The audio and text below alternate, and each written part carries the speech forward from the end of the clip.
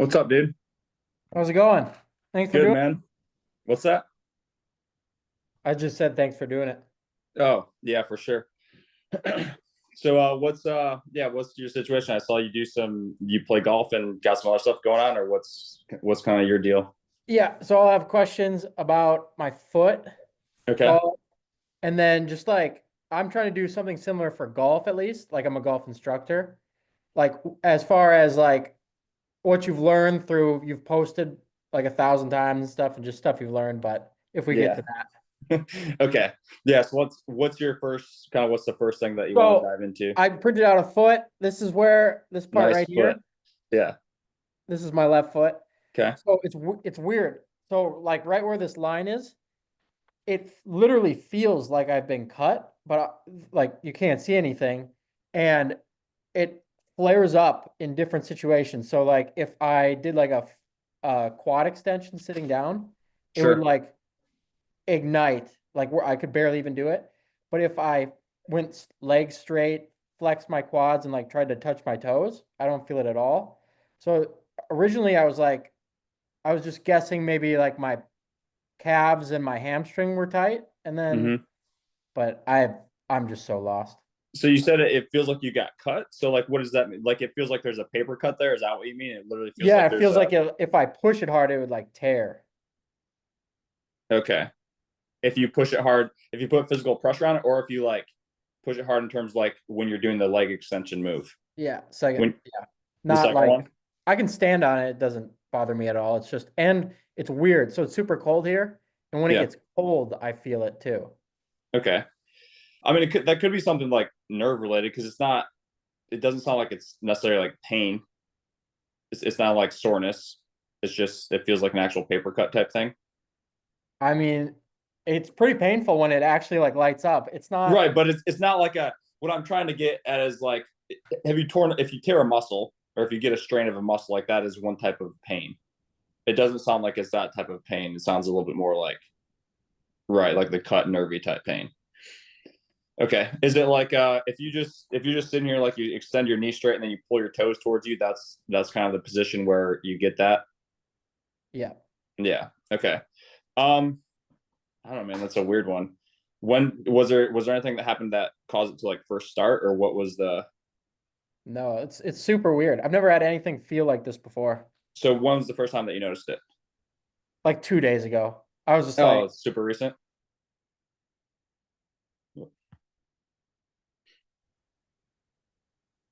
Can you hear me?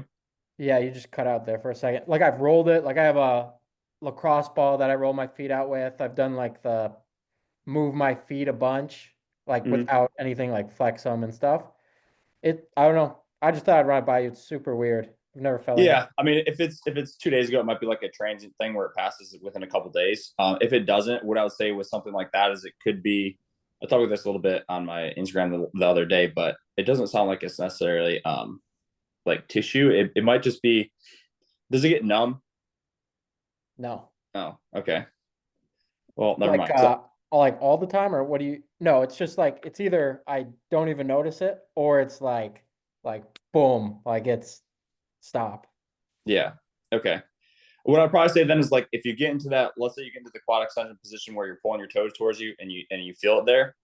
If you could go like a little bit less into the quad extension and it's not quite there, right? Like let's say you go 5 degrees less of knee extension or something like that. Just do literally like a 3 to 5 minute hold where you're like slowly covering 3 to 5 degrees of knee extension in that 3 to 5 minutes and see if you can like work into that end position without getting that feeling there. Gotcha. Does that make sense? Yeah. Yeah. So like that's first thing that I would attempt. I Yeah, I understand that's tried like that a on 2 day like thing. a And on a like back extension machine, like the one that's like under your own power where you just hinge forward. Like yeah, yeah. glue hammer, And I yeah. did that where I'd go like deep and then I didn't feel as much. And then I got right off of it and it just like boom. I don't know. It's super weird, but Yeah. it's probably impossible for you to figure it out just from this. But I thought I'd run it by. Well, it's also it's like it's been 2 days, so Yeah, and there wasn't necessarily anything that seemed to bring it on, so it could be something that will pass within like a week, yeah, if that makes. So I wouldn't worry too much about it. If it does continue, then that what I said would be like something that I would try. Yeah. What else you got? Okay, so I've seen the like where you put a barbell here and then you just go back and forth for like more rotation. Is that just strengthening your back through rotation? Is it for more range? Is it for what's that for? Yeah, I mean so it's like all the above, right? So it's not that's just one exercise. Like understand that that's just one exercise that'll utilize, right? But the basic concept is if we look at the fact that like you have a spine, right? And your spine can move. Rotation is one of the things that the spine can do. So if we look at a base move for the spine, would just be like simple rotation without anything added. Like I'm just here and I'm rotating and I'm doing that to some greater level, degree, or extent, right? When I add a barbell on my back, it's that same movement, but now I'm adding a little bit of load, and then I can also alter that in terms of like sets, reps, intensity, like volume that I do with it. So instead of something that might be beneficial is like instead of thinking about as like this one exercise is the thing, it's like that is one exercise that I'll use to train rotation as a whole. If that makes Okay. sense. So it's like Yeah. the goal is yes, the goal is to train like range of motion, strength of it, like all the above, everything that's related to like rotation of the spine. The goal is to train that, and also you can alter the effect that you get out of it with the intent that you do it with. Like if I want to, rip in and out of the range as fast as I can, that's different than if I'm like attempting to just like kind of flow through like as much range as I can, like easily and flexibly. Right? It's the same exercise that's creating two different adaptations. So it would be like, what adaptation do you want to create with it? And that's how we do it. And it can be different at different times. Okay, Yeah. makes sense. And if there was like some older person or someone stiffer, they'd start with like a PVC pipe or something like that. Sure. PVC pipe or nothing at all. Yeah, I'd probably start with that. Okay. Yeah. What are your other favorite like rotation or just yeah, more rotation drills? Yeah. I mean, so it'd be, let me look. Like, have you ever done the spinal hygiene before? No. Okay, so I got that from Dr. Tommy John or Tommy John. Like I love those as just like very basic. Take your spine, you rotate, you laterally flex, and then you flex and extend. You do all those, no nothing else, like just body weight. You do those for high reps. So I like those. I'll literally do those sometimes for like 7 minutes each move for like 7 minutes straight, or each move for 10 minutes straight. So it's like 40 to 60 minutes of just straight spine moves, and that creates like a really good feeling. Is a good way to introduce it at the start. So those are good. The ones where like I've had the PVC on my back, band inside, and I'm going like as fast as I can. That would be a little bit more like advanced type thing that I'll use. I mean, I've used like the hyper arm with it, where I'm basically just like impulsing into it with rotation. Use those like impulses with just like the rope, where I'm just doing like torso rotation impulses into the rope. I've done those. So I mean, a lot of these you can find on the page that I have, but like there's a lot of different options in terms of the rotation. Yeah. Cool. But I guess you're thinking in terms of training golf, right? Yeah. Yeah. So just I I would understand also from your perspective, like yes, we want to train rotation, but we want to train each of those other aspects of the spine and the body as well. Because That like makes sense. if some of those are limited, that's going to limit what you can do in rotation. If all you do is train rotation, you get really really good at rotation, and that's all you do, but you don't do anything else. At some point, that's going to plateau. Like if you think about rotation of the spine, lateral flexion of the spine, forward flexion, extension, your ability to press, your ability to squat, your ability to hinge, your ability to sprint. Like if we think about all these as having these different levels, like we just give them arbitrary levels, like 60, 70, 55, 40 in terms of how good you are at them. If you just take rotation and take it up to 100, and all of these are like here, you're going to run out of space here because they all layer on top of each other. If you take each of them and you bring them up over time, that then ensures that this rotation never actually hits a ceiling, because everything that supports and helps the rotation is going up. So the rotation never actually hits a ceiling in and of itself. I gotcha. So it's okay, Yeah. cool. Cool. And then what about hips? Say like you want more internal, I guess most people would probably be internal rotation. Is it just like go to your max internal, push it against the wall, like you're laying on your back, put it against the wall, press there, like at the end of your range, and then In terms of like what I'll do for that, Yeah, to gain motion or range of Yeah, motion. no, I mean, like I'll have probably 8 to 10 different exercises at least that'll use for hip rotation.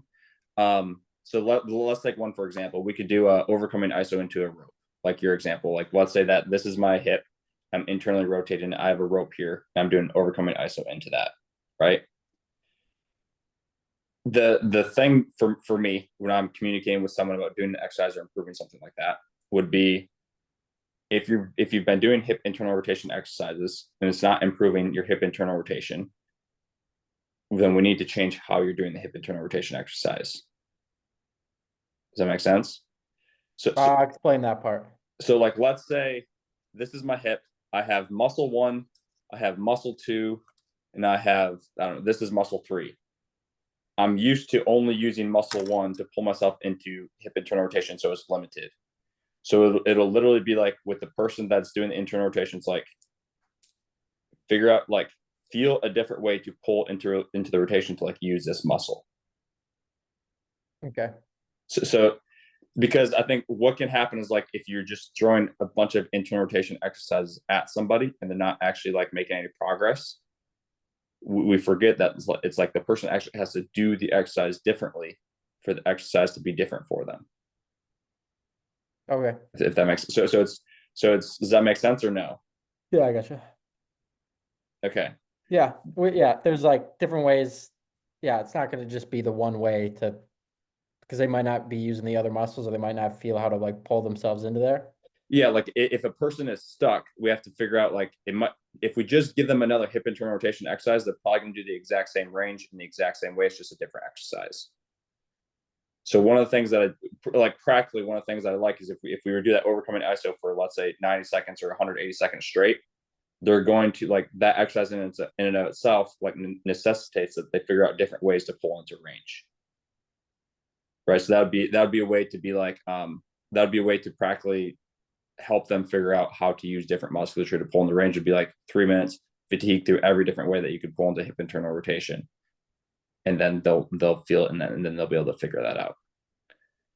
But so it, but that yeah, that like that's one example. Pulling into against in overcoming ISO, they could also do like rope impulses into it.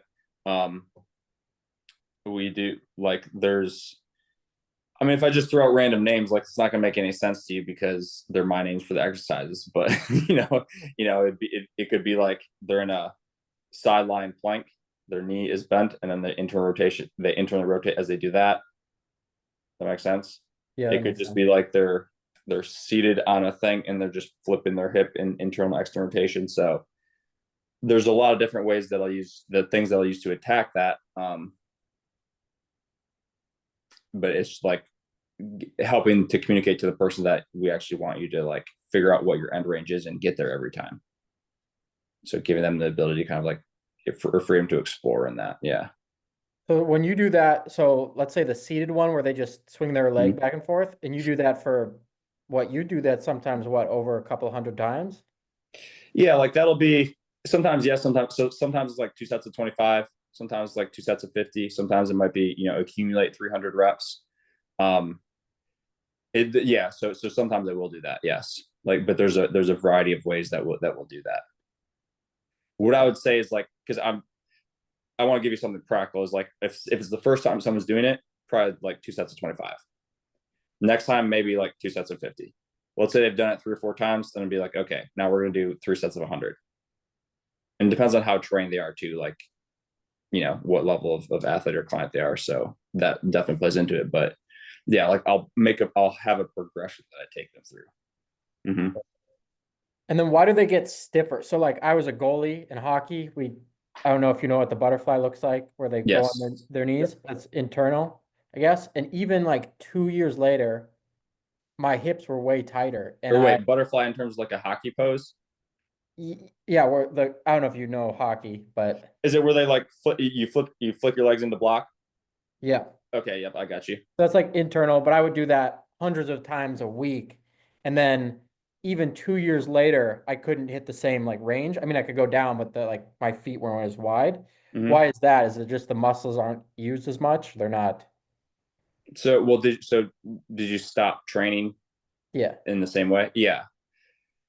So Yeah, like so the reason that think that something would get tight is basically like your body feels like it's not prepared to go into that range.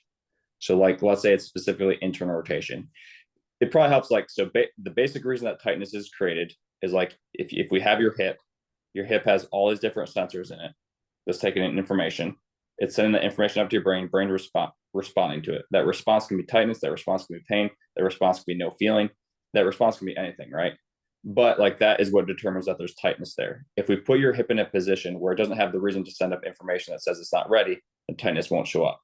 So again, to make that practical, it would be like if we train your internal rotation and while training your internal rotation, it feels good and buttery and like you're good to go there, then your body has no reason to present tightness. If we never get into that range, then your body has a reason to present tightness because it doesn't feel like it's safe there. And so it will block down and protect so that you don't injure it by going into that range. Okay. Yeah. Yeah. Do you have another call in like right now? I didn't know. I it's like 15 to 30 minutes. So we can go basically till like we can go till 8:25 or 25, whatever time it is. Okay, I didn't know. I didn't know if there's. I thought the thing said 15 minutes. Technically in Calendly, you can't schedule like 15 only, I guess. Yeah. Yeah. What about? So the Jay Schroeder stuff. I worked at a hockey place and like did his workouts for 2 years because a lot of the NHLers train there. So they would show us all the workouts. Mm-hmm. They he basically didn't ever have them lift super heavy, especially on the hips, just because hockey's so hip dominant. Mm-hmm. And we'd use like glute ham raise and ARP. Have you ever used ARP or like played with that before? Yeah, we had it at a facility that I was at before. I didn't personally get that much experience with it. I mean, I've used it myself and cranked it all the way up and like Yeah. experienced that. So yeah, I have. But what's the question with it? I Like, what's suppose. your thoughts on like loading your hips up with weight? Is that Yeah, so I mean, it kind of depends on the adaptation that you want, right? Because your body will respond based on the load that or the stimulus that you provided. So if we're loading them up with a bunch of weight all the time, and what your body needs to do in order to get that weight up is like tense a bunch and just be super super stable and super super stiff. That's the way that your body is going to start to present, right? If we don't want to have super stiff hips, I also think that we can still load it, but like literally cue the person to stay as loose as possible and like to feel light and to feel easy with it. And I think we can still get some strength adaptation out of that while still loading. Um, so like I think there can be benefit there, but I I'm not opposed to loading hips. Like I think we're gonna have to load the hips. We just want to do enough work of like let's say we do joint moves where we're moving it easy over and over and over again. Like I think we want to do enough of that to support it.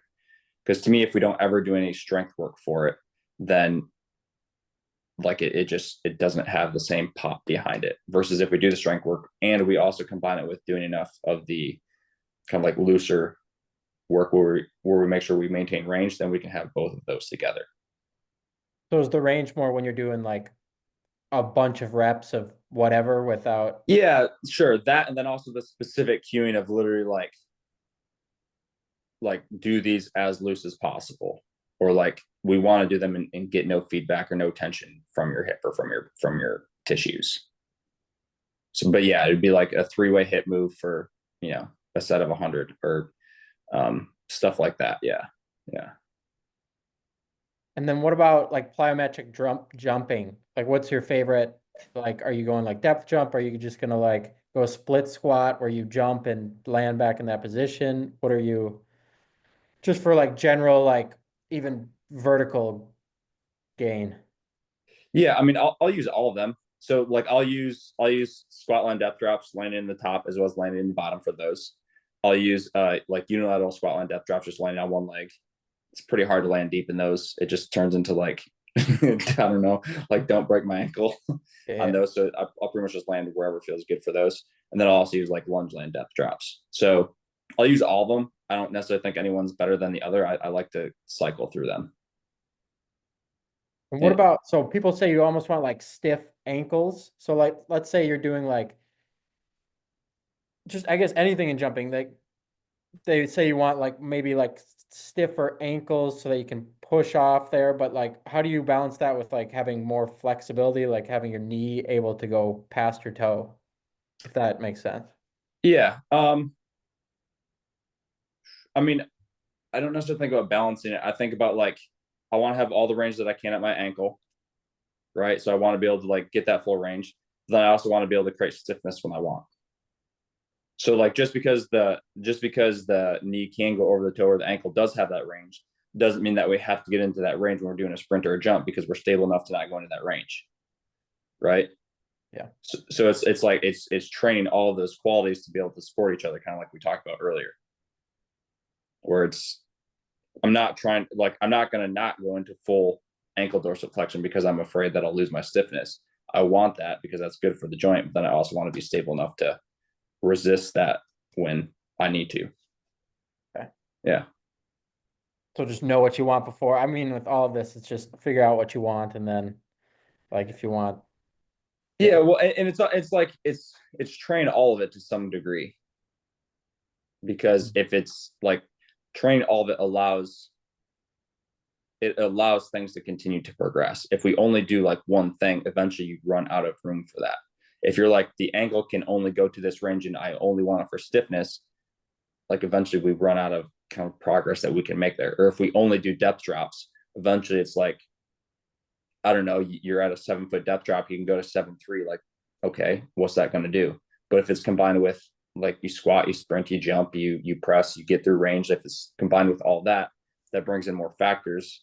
And even outside of like that, like it's combined with emotions, with thoughts, with all these different things, right? That brings in more factors where we can make little improvements over time. Have you seen people be able to gain external rotation with their shoulders? Yeah. Just Yeah. the same stuff as the hip? Um, yeah, I mean, I work with a lot of overhead throwing athletes, so I work with this quite a bit. It's definitely one that takes a little bit more, like a little bit more specificity or care, I guess, to make sure that it's done well. Because if you're just like here and you just try to crank into ER, sometimes your shoulder can get a little cranky. So like positioning wise, there's some specific things that I'll cue for that in terms of just like making sure that the armpit and the scap like support as you're going into that position. But yeah, so for that, like I'll do external rotation impulses like both here as well as here. And then I'll do like a layback position where they have the weight hanging off. Again, I don't just like give this to random people. Like, there's kind of like, there's a way that we're doing it in terms of making sure that we're moving well, but like weight hanging off, and we'll start to like work back into layback there. I'll do one where they have a rope attached to the bottom. They're pulling up against that rope into IR, but they're in deep layback. So those are some of the main ones that I'll use in terms of layback to kind of like either regain a little bit, improve that. Yeah, like that type of thing. With understanding that if their shoulders preventing feedback, then like back off and go into less range. What about so like getting the lats more flexible? So let's say my back was against a wall, and say I could only bring my arms here before they stopped. Is that just like the lat right here being too stiff, or is it? I mean, it could be multiple things, but Yeah, it could be multiple things. What I'd say is like if we know you want to be able to get your arm up overhead without just like arching into eternity, like you want to be able to like cleanly get your arm up overhead. In that specific case, I'd be like, all right, let's do the upper body joint moves. We'll bias shoulder joint moves, and like if you can only go here, we're gonna do that like 100 times, 200 times, 300 times, and it's like it opens up. what 100 times, 300 times? The shoulder joint moves. The ones that you just showed? No, so like the shoulder joint moves for it's like flexion, extension, abduction, adduction, rotation, and like there's 5 of them. So I'll have them do those for like 100 to 300 reps, and yeah, like it's gonna open up. Like I don't know, I've never really had a case where it doesn't. Yeah. So it doesn't mean you're even as much focusing on the lat, it's just the shoulder. It's like it's doing the movement. Like a lot of times when things are locked up, it's just that like we just haven't provided a reason to not be locked up. So whether we know it's the lat or it's the oblique or it's like whatever is kind of sometimes it's important, sometimes it's not. Usually it's not as important. We need to simply ask them to do it, and their body will figure out like how to do that. But it would be like if I train twice a week and I don't understand. If I train twice a week and I sit at a desk for like 50, 60 hours a week, and I'm like, I don't know why my lats are tight, or I get asked the question like, are my lats tight or is it my glutes? I'm like, dude, it doesn't You're just not moving, like you're not actually training. And that's what the issue actually is. It's kind of a distraction to be like, it's the lat versus the whatever. Yeah. Yeah, that makes sense. Just move. Just get in the rain. Well, for a person that where that's the case, yes. If it's someone that's training hard like 3 hours a day and they're having issues, then it becomes more like, okay, what specifically do we need to do? Then that's a whole other conversation. Makes Yeah. sense. Cool. I Yeah. think that's all I have right there. What was the Yeah. spinal We're hygiene thing you called it? You said like what's that? what's you said spinal hygiene? And what is that? You said Yeah. So that's like you move your spine in every different direction that it can move. So like flex, extend, rotate, lateral flex, lateral flex. And then also the neck, you do all those. So that's like, I mean, you can find those. Yeah, I think I've put those up before, but it's take the spine, move every direction that it can move. And for both full spine as well as neck. Yeah. have you ever tried Eldoa? Do you know what that is? Yeah, I'm familiar with it. Not not really like maybe one or two things, but like probably 4 or 5 years ago. I mean, I haven't really felt or found a need to is the reason that I haven't. Yeah. Okay, So, cool. but Awesome. yeah, I think we're good. Yeah, sweet. All right. Thanks for doing this. Okay, cool, man. Thank you. See Have ya. a good one.